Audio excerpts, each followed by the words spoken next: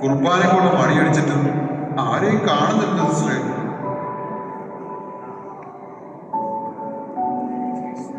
അച്ഛാ,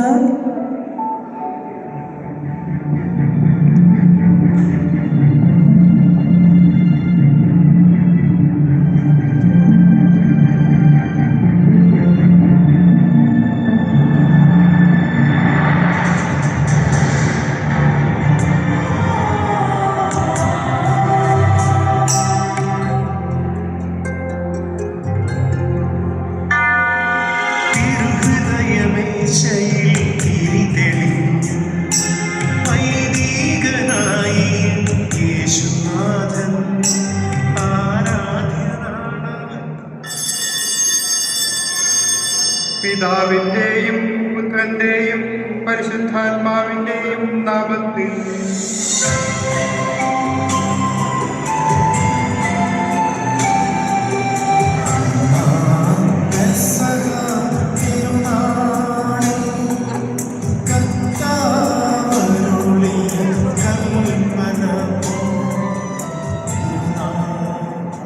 അവനെ നിങ്ങൾ ശ്രദ്ധിക്കേണ്ട, നമുക്ക് അവരെ വേണ്ടി പ്രാർത്ഥിക്കാം. സമാധാനം നമ്മോടുകൂടെ. വിശുദ്ധ ലൂക്ക അറിയിച്ച നമ്മുടെ കർത്താവ് ഈശോ മിശിഹായുടെ സുവിശേഷം. അപ്പോൾ ഓരോ ക്രൈസ്തവന്റെയും ജീവിതം പ്രത്യാശയുടെ ജീവിതമാണ്. യേശുവിന്റെ ഉത്ഥാനമാണ് എല്ലാ പ്രതീക്ഷകൾക്കും അടിസ്ഥാനം. ജീവിതത്തിൽ പരാജയപ്പെട്ടവർ, ജീവിതം മടുത്തവർ, ജീവിതത്തിന് അർത്ഥമില്ല എന്ന് ചിന്തിക്കുന്നവർ, ഇങ്ങനെ നിരാശപ്പെട്ടിരിക്കുന്ന ജനങ്ങൾക്ക് പ്രത്യാശയുടെ സദ്വാർത്ത കൊടുക്കുവാൻ വിളിക്കപ്പെട്ടവരാണ് ഓരോ ക്രൈസ്തവരും. ഓരോ സഭാമക്കളും പ്രത്യാശയോടെ തീർത്ഥാടനം ചെയ്യുന്നവരാണ് എന്ന ഓർമ്മപ്പെടുത്തലാണ് ഇന്നത്തെ സുവിശേഷത്തിന്റെ സന്ദേശം. കർത്താവ് നമ്മെ സമൃദ്ധമായി അനുഗ്രഹിക്കട്ടെ. ആമേൻ.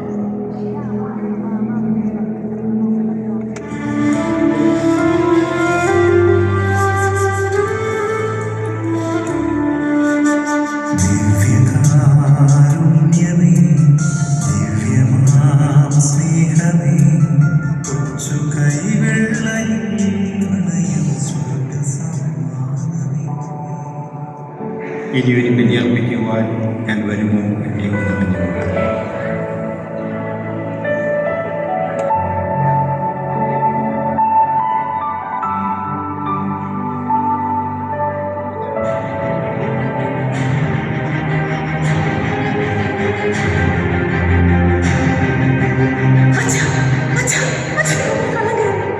എന്റെ ദൈവമേ!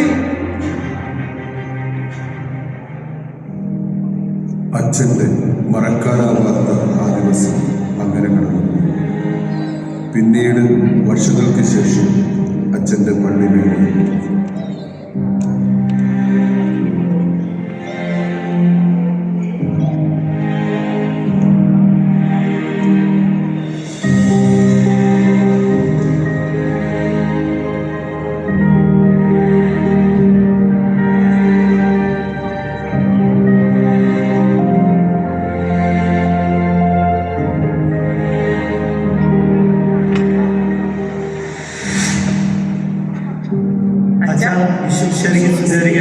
സ്തുതിയായിരിക്കട്ടെ. വാ വാ, എനിക്ക് എങ്ങനെ പോകുന്നു? ഞങ്ങൾ സുഖമായിരിക്കുന്ന അച്ഛാ, അച്ഛൻ്റെ അന്നത്തെ പ്രസംഗവും ഉപദേശവും ഞങ്ങളുടെ ജീവിതത്തെ ഒരുപാട് മാറ്റി. ഇന്ന് ഞങ്ങൾ പ്രത്യാശപൂർണമായ ഒരു ജീവിതം നയിക്കും. ദൈവം നിങ്ങളെ അനുഗ്രഹിക്കട്ടെ.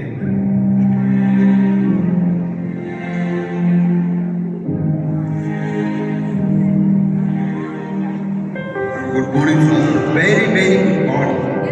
അച്ഛൻ എന്നോട് ക്ഷമിക്കണം.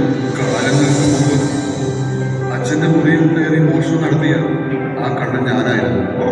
എന്നിട്ട് അച്ഛൻ്റെ മുറിയിൽ നിന്നും എനിക്ക് കിട്ടിയത് ദൈവവചനങ്ങളായിരുന്നു. അത് എന്നിൽ ഒരുപാട് മാറ്റങ്ങൾ വരുത്തി. ഇന്ന് ഞാനൊരു ഡീക്കനാണ്. കള്ളനും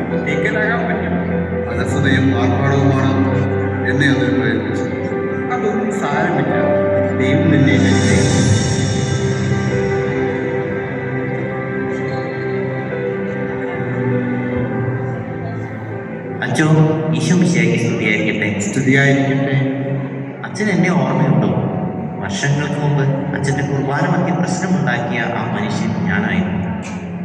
ബിസിനസ് തകർച്ചയിൽ നിരാശയിൽ ആണ്ടുപോയ എന്നെ അന്നത്തെ അങ്ങയുടെ കുർബാന മധ്യത്തെ സ്പർശിച്ചു.